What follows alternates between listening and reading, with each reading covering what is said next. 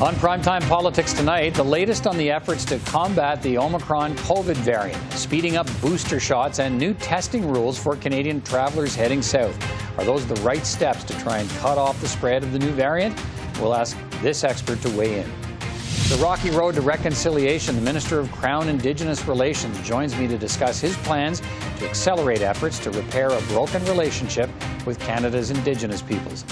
And the Finance Minister will provide a fiscal update December 14th. Our panel of political commentators will weigh in on the sharpening debate over the handling of the economy and more.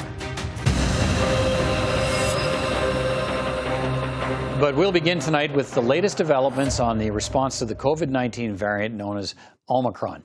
The Ontario government announced today it's lowering the age of eligibility for booster shots from 70 to 50 starting December 13th, and for anyone who had their second shot at least 6 months earlier. Ontario's decision follows on the announcement earlier this week from Alberta to also lower the booster shot eligibility in stages starting this coming Monday.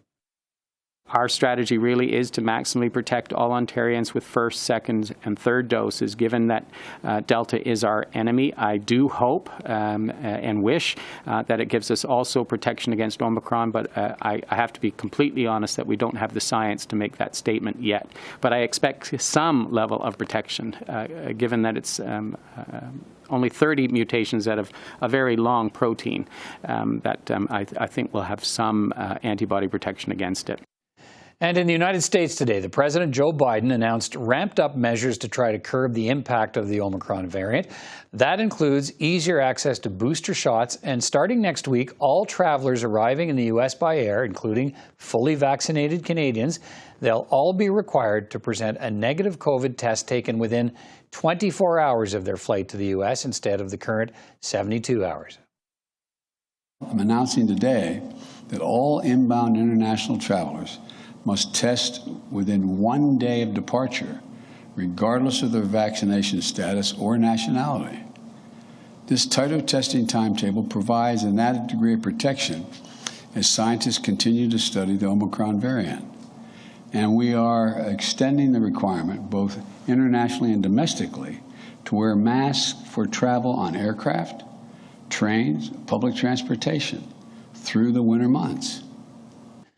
Raywat Deonandan is an epidemiologist and associate professor at the University of Ottawa. Professor, good to see you again. Thanks for taking time to speak with me. Always a pleasure. Thank you. Look, let's start with the decision by Ontario and Alberta to lower the age of eligibility for booster shots to get third vaccines into people more quickly. What do you think of that move?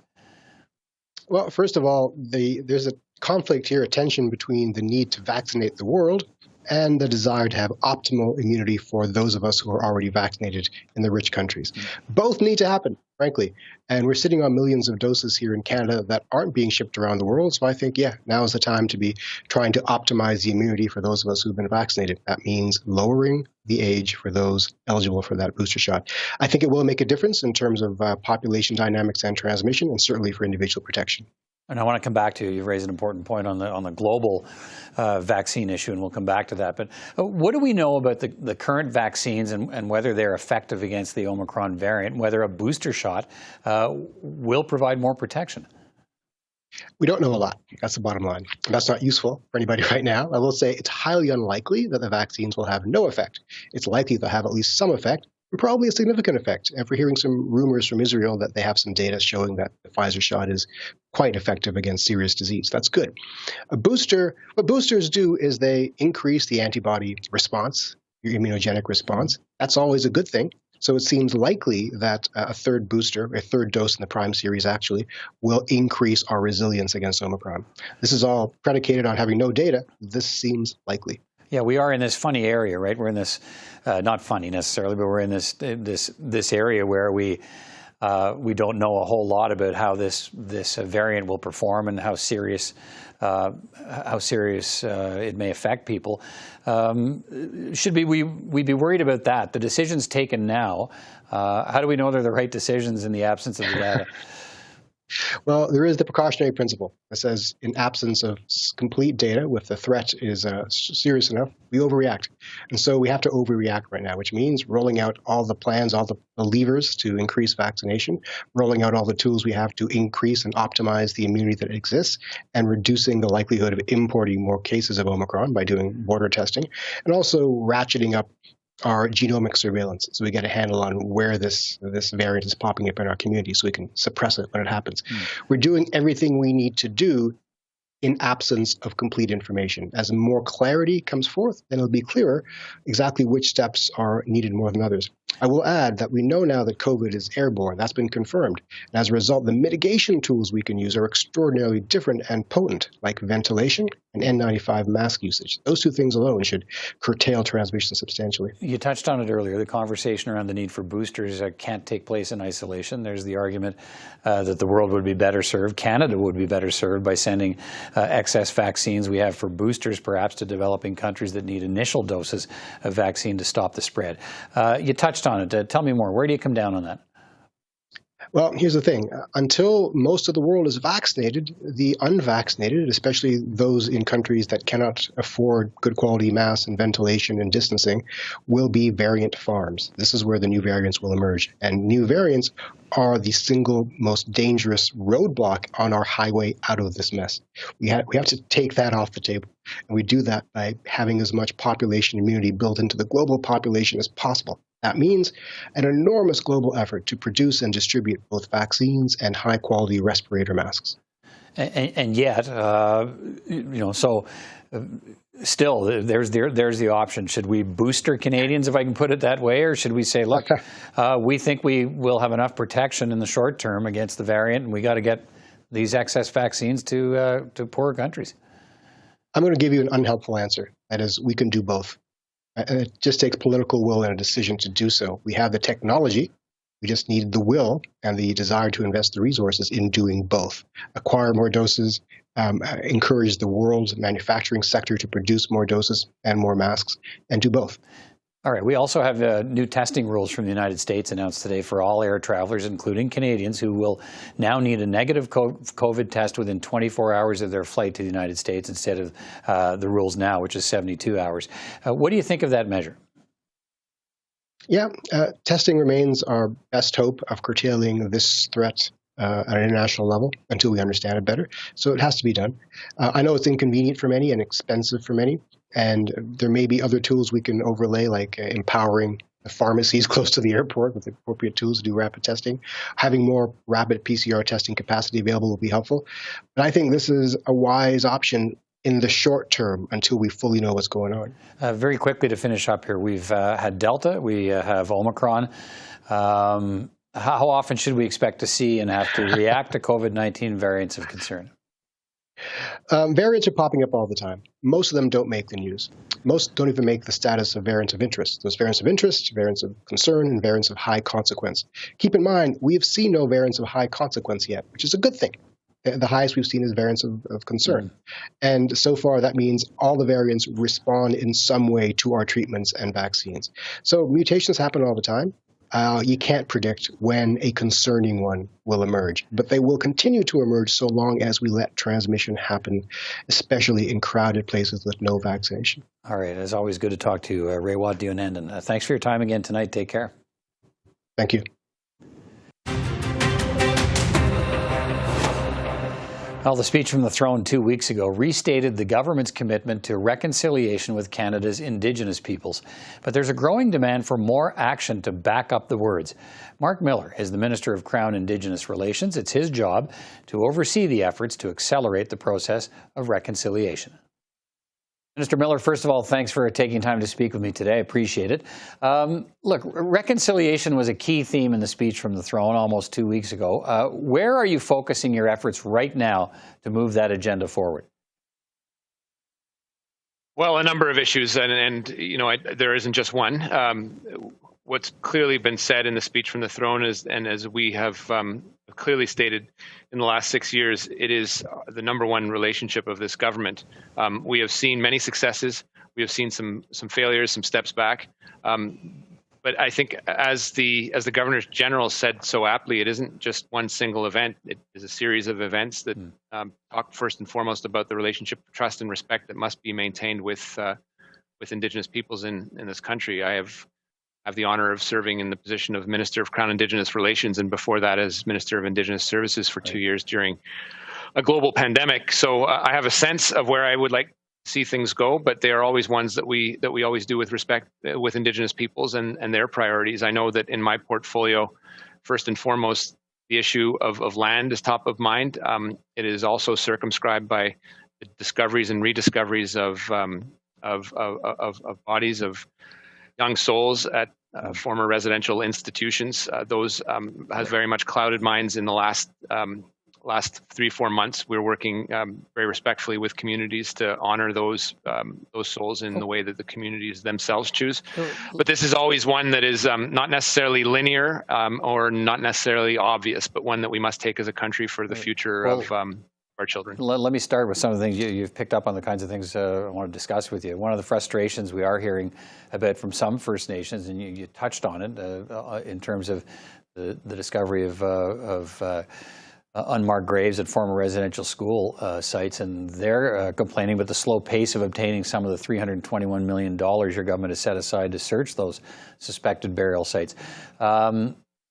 Let me ask you, do you believe there is a delay, in your view, in getting this money out to these First Nations communities, and if so, why? Well, I think we need to get it out as quick as possible, Peter. Recall that the events and the discoveries were in May, and then a couple of weeks later, we passed in Cabinet an amount of money in the amount of $320 million to do three things. One, help communities in their efforts to take down buildings and rebuild buildings, as the case may be. Work with communities on real challenges with mental health in the communities. This has been immensely triggering for communities, and we need to acknowledge that there are still people suffering in silence, and there are people that are speaking out. But this is not. There has not been a uniform reaction other than one of grief in those communities. I've had the chance to visit 6 or 7 over the summer and most recently a couple weeks ago. There isn't one path forward, and nor should we expect it. Right.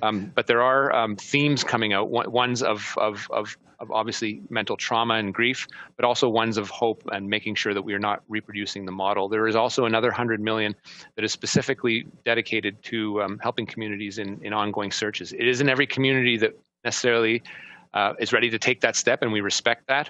But there are some communities that have been waiting this for far too long, and we want to fund them as quickly as possible. The last time I checked, we had dozens and dozens of demands, and we are working quickly to fund those communities that have taken that decision to move forward for funding. When you assumed this role as the Minister of Crown-Indigenous Relations, you said you wanted to investigate why the federal government had dropped its appeal of a court ruling in Saskatchewan in 2015 that released the Catholic Church from its legal obligations to compensate the residential school survivors. How's that search for answers going? I have an answer, Peter. I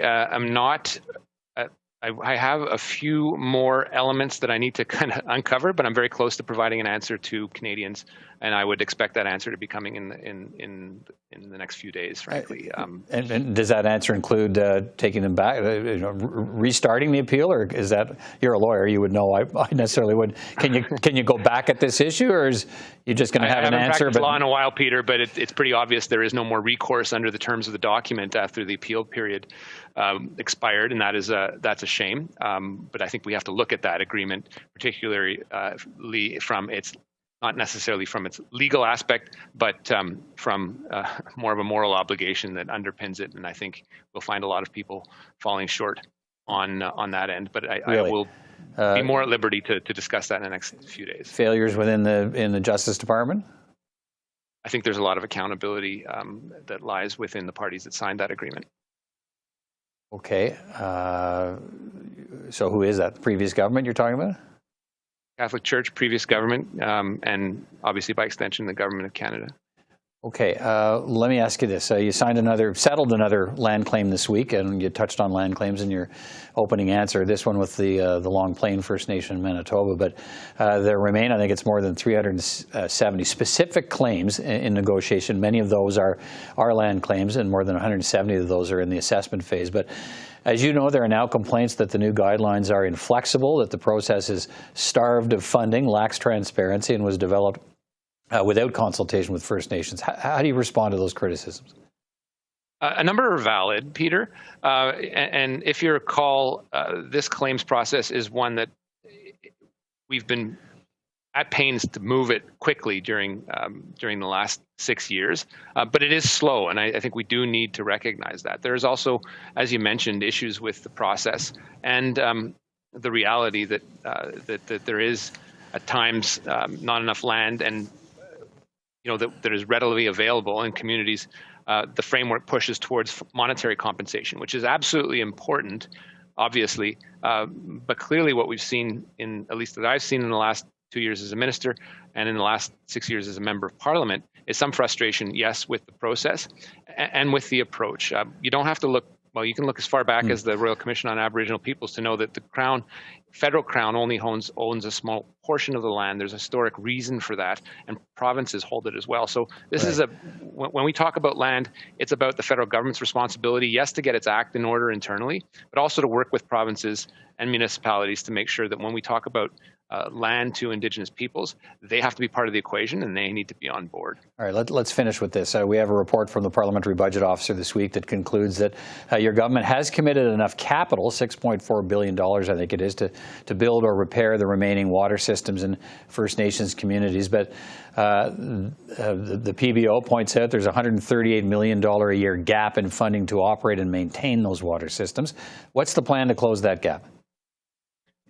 Clearly, over the past 2 years, we have made significant investments to make sure that capital gap is closed. And indeed, if you look back at the announcement that we made in May or June to settle a historic class action on water with a number of those affected communities, not only to compensate them for the harm that they suffered for not having access to clean and safe, reliable water, but also in an innovative fashion to make sure that there were investments going forward. So I would be interested in seeing how the Parliamentary Budgetary Officer reconciles those amounts that were committed as part of the class action settlement, as well as the amounts that were committed last December before the Auditor General came out with her report, which pointed out essentially similar things. We have made a move, and I think it's important for Canadians to realize that we have made an important move in making sure that communities have 100% funding.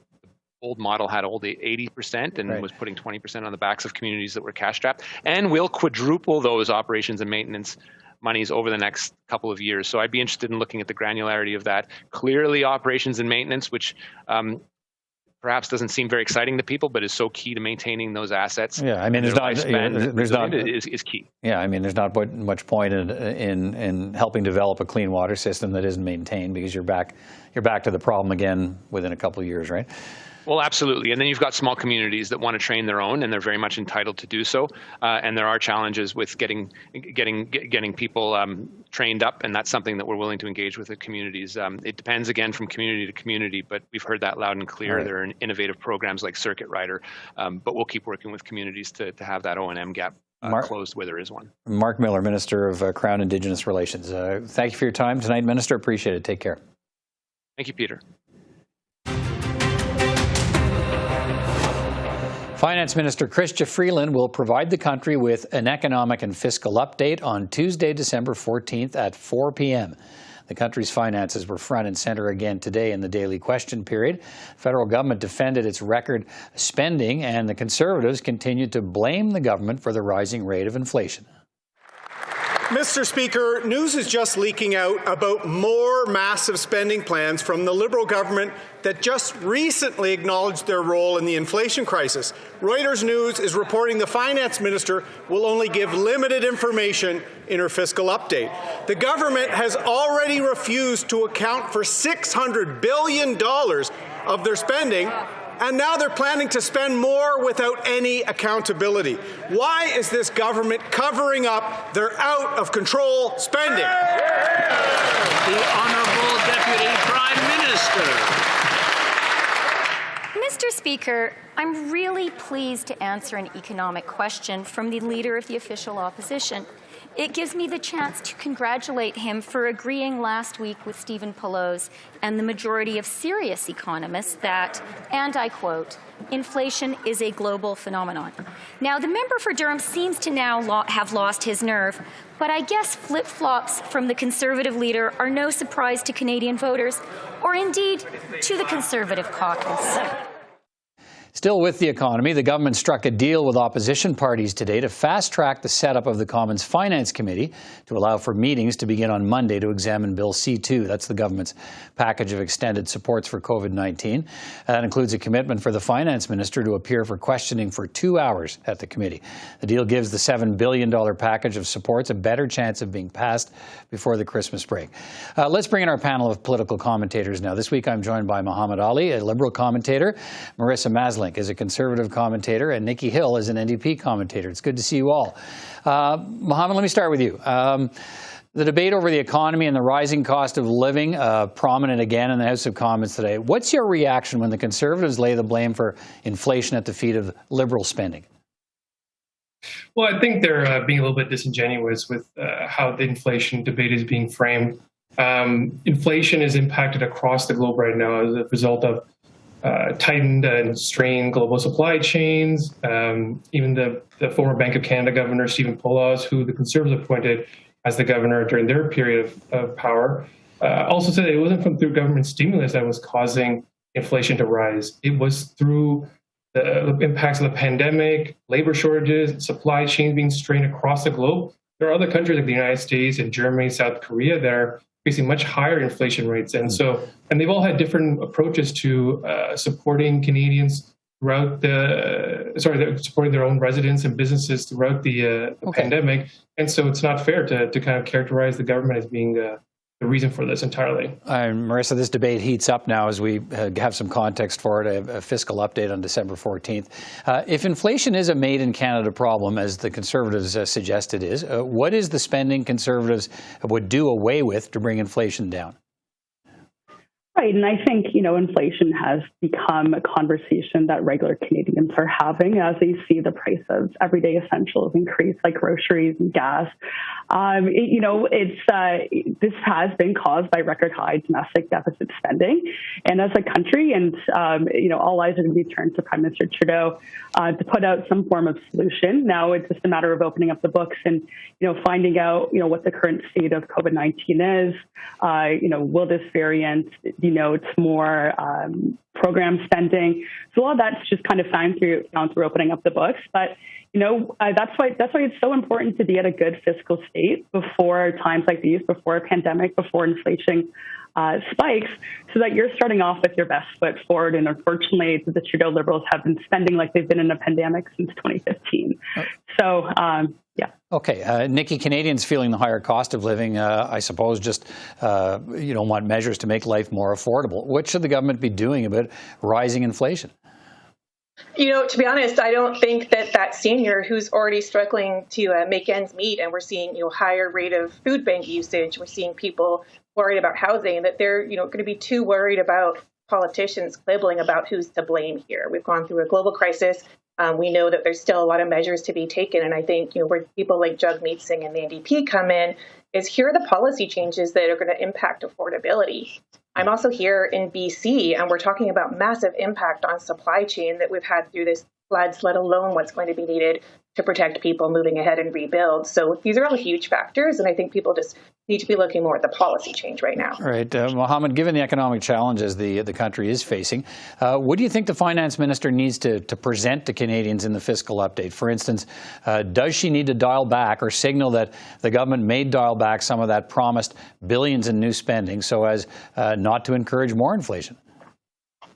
Well, I think it's a two-prong approach. The government's not going to be spending the levels that they were in the first year and a half of the pandemic. So that's already going to be a scaled down amount of government spending. Now they're spending money on childcare. There's going to be spending money on helping accelerate housing supply construction, another area that has seen huge cost increase. But they will need to continue to reasonably spend to protect Canadians and businesses for the rest of this pandemic. I know we're seeing the Omicron variant come through. A lot of investors around the world, including Canada, are concerned. It's having another strain on travel, on supply chains and labor shortages. So we're not out of this yet. So we can't just presumably say we'll slash government spending and supports for Canadians, as the Conservatives may like to push that message. All right, Marisa, what do you want to hear in the fiscal update on December 14th? What do you want to hear from Chrystia Freeland? I want to hear that there's a plan to get the country's finances back in order. Even today we saw the CTV article that there's $900 billion in unaccounted for public funds. I want to know that there's a plan in place, that the government is going to be spending our money responsibly, because right now it just sounds like they've been printing money and they're not even accounting for anything. So I just want to see a plan. I think most Canadians want to see that too, that they're not going to be passing on debt to their children and their grandchildren. So we want to see that they have the country in order. Nikki, what do you want? What do you think Canadians want and need to hear in the fiscal update? I think they need that reassurance that I do agree there needs to be a plan, but I don't actually think Canadians are talking about inflation. They're talking about cost of living. They're talking about pocketbook issues. They're talking about, what's going to happen in terms of gas supply, no matter somewhere where you're living in the country, again, like British Columbia. So I think, what are those plans to actually address where the needs are for people who are largely vulnerable already in many parts of the country, without cutting down on the supports that they need. And I think, you have to be able to figure out how to address those policies that are going to, make sure that people have what they need to get through this ongoing pandemic, let alone the other emergencies we're facing. All right. Mohammed, I want to take us back to yesterday in the House of Commons. We saw something exceptional when all parties agreed unanimously to pass the bill banning conversion therapy. And the big story is how the Conservatives split over the last bill on this, actually moved the motion to pass the new bill at all stages without the need for a recorded vote and send it off to the Senate. What do you think of the way the Conservatives handled this divisive issue? I think it was smart for Aaron O'Toole to recognize and to work with his caucus members of the importance of this, to pass this legislation to end this barbaric practice of forced conversion therapy against members of the LGBTQ community. So I think it was a great bipartisan, unified message from the House of Commons that they represent Canadians, that this is an important piece of legislation. We need to get this through. Let's not play games with it anymore, as the Conservatives did in the previous Parliament. So I'm glad to see that. And now it's on the Senate to make sure this gets through quickly. All right, Marisa, more than half the Conservative caucus opposed the conversion therapy bill in the last Parliament. This bill's even tougher than that one, yet the Conservatives wanted to avoid another open split on this. How come? Well, I think, it's very nice to see unanimous support in the House for such an important issue. And I think voters are understanding how important it is for our political parties to align under key issues like this. And I think the Conservatives are, learning from optics mistakes past and putting forward what I think was one of the most smartest political moves that I've seen in a while. So if O'Toole and the Conservatives were wise, they'd kind of deal with the wedge issues internally in caucus, form some form of consensus like they did yesterday, and then focus their efforts in the House on topics that they're strong on, like inflation, like jobs, like the economy, issues that voters are bringing up at the doors. Nikki, final word to you on this. What do you think about the way this unfolded and why? Well, first of all, congratulations to those advocates that worked on this for many years, many of them facing trauma from the issue and the impact themselves. I think this is really a political issue, though. And, we definitely saw, I would say, at least 4 Conservative MPs in the last election lose their seats in suburban BC ridings sitting around where we are now, because we did hear from voters that basic human rights issues are not on the table. And so at this point in time, it's smart for the Conservatives to support it. I think really, though, that the success and the applaud should go to the public and to the advocates that worked on it for many years. All right. Listen, time is short tonight, but thank you all for being with me. Muhammad Ali, Marisa Maslink, and Nikki Hill. Thank you all for your time. Take care, everyone. Thank you. Thank you. Thanks, Peter. That is all for this edition of Primetime Politics on CPAC. I'm Peter Van Dusen. Thanks for watching, and I'll see you next time.